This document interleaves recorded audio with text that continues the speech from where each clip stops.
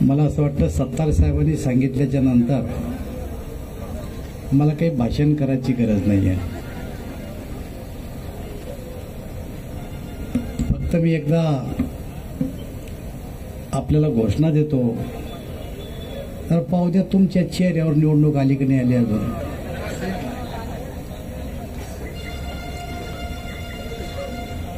ज्याच्या चेहऱ्यावर आली ते आपोआपच हातवर करतील.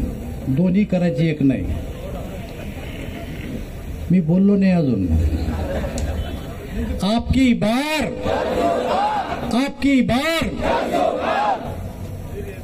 काय हो मूड मध्ये तुम्ही नाही मूड मध्ये फिर एक बार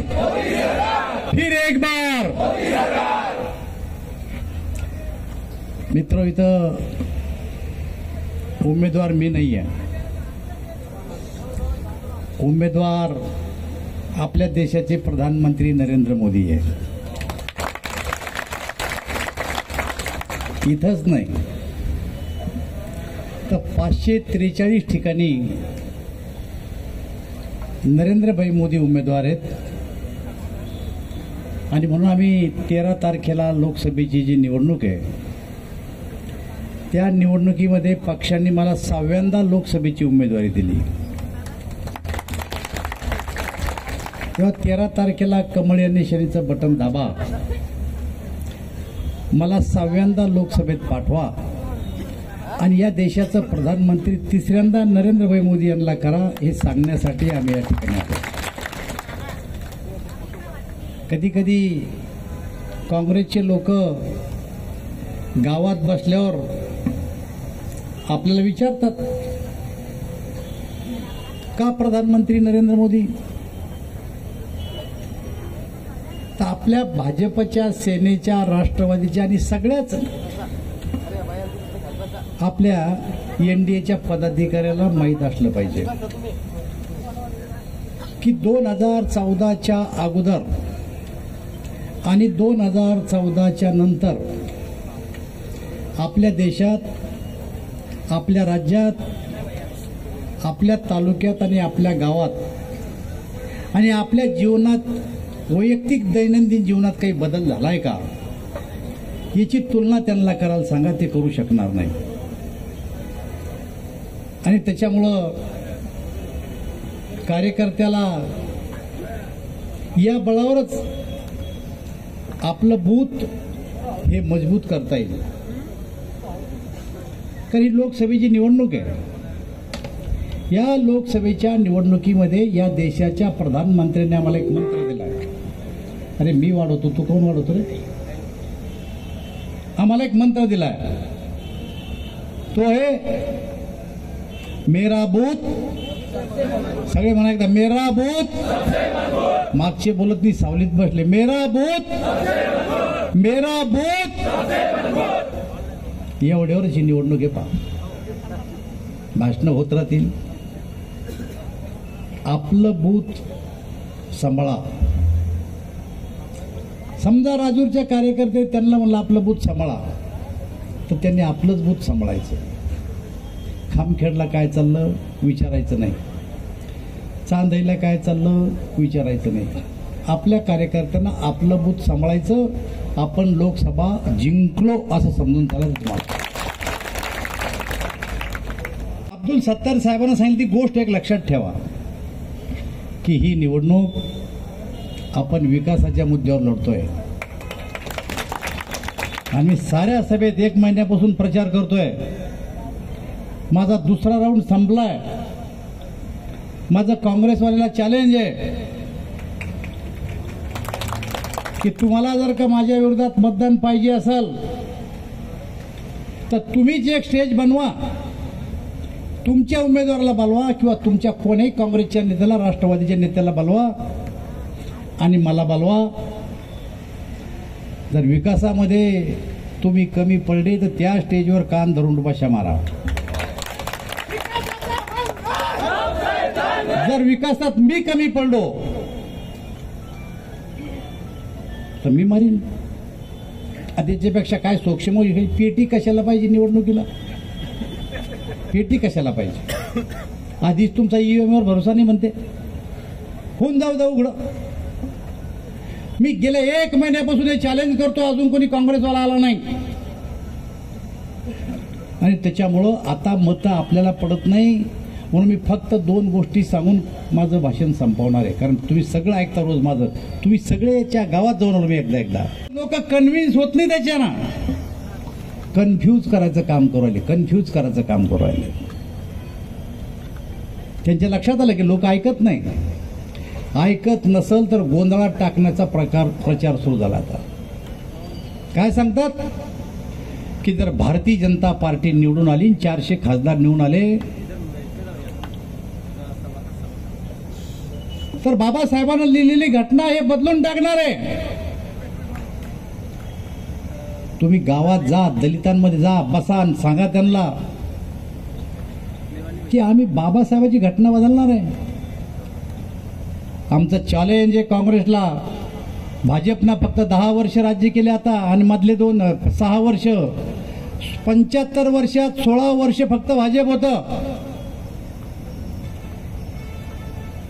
आमच्या 2014ला मोदीजी प्रधानमंत्री झाल्याच्या नंतर संसदेमध्ये संविधानाची पूजा जर कोणा केली असेल तर ते नरेंद्रभाई मोदींना केली.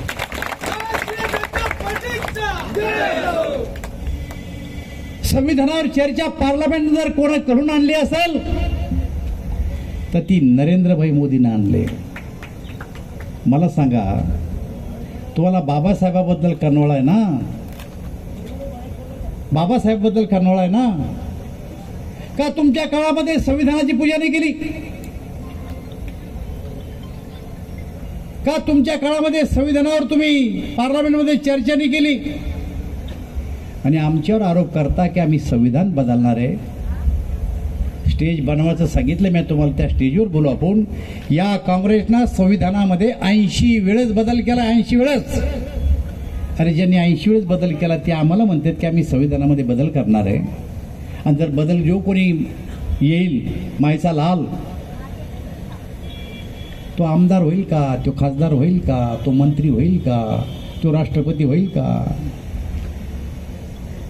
कुराण आणि बायबल आणि गीता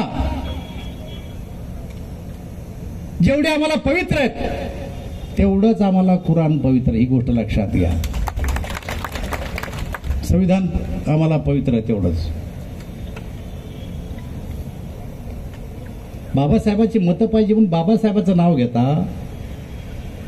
अरे या काँग्रेसने बाबासाहेब आंबेडकर कायदा मंत्री असताना बाबासाहेबांना राजीनामा दिला आणि पार्लमेंटला उभे राहिले. भंडाऱ्यामध्ये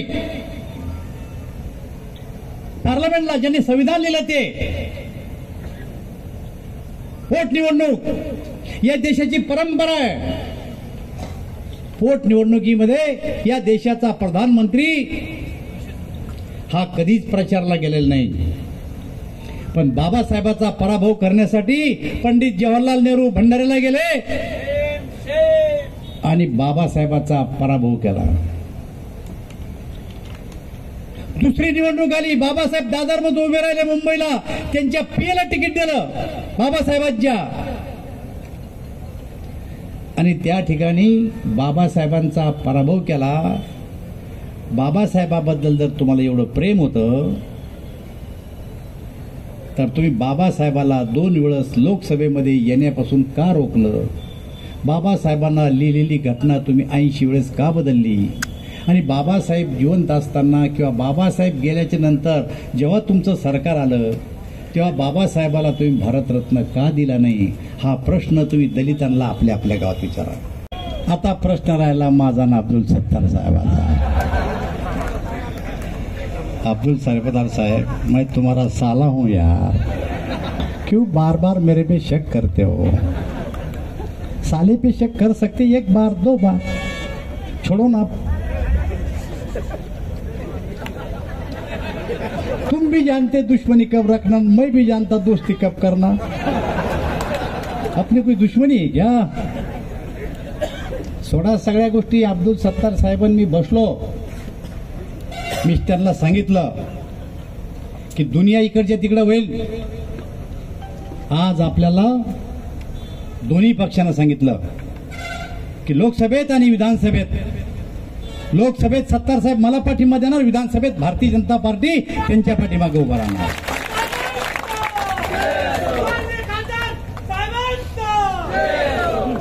मी कालपासून पाहू तुमच्याकडं.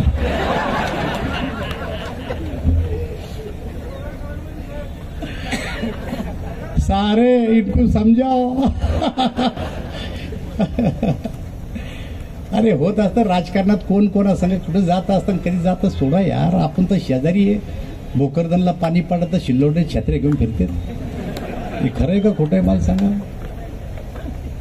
आपण एकच आहे. राजकीय परिस्थिती असती, बदलती. आणि त्याच्यामुळं तुम्हाला माझी सगळ्याला एकच शेवटची विनंती आहे की जा गावात, आम्ही येऊ आम्ही नाही येऊ, आपलं गाव सांभाळा, आपलं बूथ पक्का करा, मिटिंग घ्या गावागावात. या लोकसभा मतदारसंघात एकही तालुका असा नाहीये की ज्या गावात भाजपचा कार्यकर्ता नाहीये, आणि जिंकला पाहिजे. पण जर का दुर्दैवानं काही दगा फटका झाला रे, तर विरोधक काय करत असते मला माहिती आहे. माहित तुम्हाला, आम्ही हार बी पाहिली आणि आम्ही जीत बी पाहिली. जिंकलो तर आम्ही बी गंज उड्या मारल्या, पण हरलो तर दर्जे बंद करून घरात बसलो. आमच्या दारीन मिरवणूक निघली, आम्ही कड्या लावून घेतल्या. घरातले लोक आम्हाला आवरी जाऊ नका बाहेर. मग आमच्या दारी मिरवणूक आली म्हणते राशील का उभा, नाही रे बाबा नाही रे. मी तर जाईन कुणीकडे बी निघून दिल्ली मुंबईला. पण तुमच्या दारी मिरवणुका निघतील आणि तुम्ही जर का कडीने उघडी तर आपल्या दाराचे बोक्षे त्याला माहिती आहे, आतून गुलाल फेकते. नाही रे बापा, मग लय मुश्किल आहे बघा. कारण मी 28 वर्ष विरोधी पक्षात राहिलो. आम्ही दोघं जण काही सहज आमदार खासदारी झालो रे. आम्ही आमदार खासदार व्हायचं राजकारणात नाही आलो. मी गावचा सरपंच झालो. मी झाडू मारला, झाडू. 110 रुपये MSCB बिल आलं. घर परत गेलो, 110 रुपये वसूल केले, मी बिल भरलं. मी सरपंच होतो, सरपंचासारखं काम केलं. लोकांनी मला सभापती केलं, मी तालुक्यातलं चांगलं काम केलं. लोकांनी मला आमदार केलं, मी आमदारकी चांगली केली.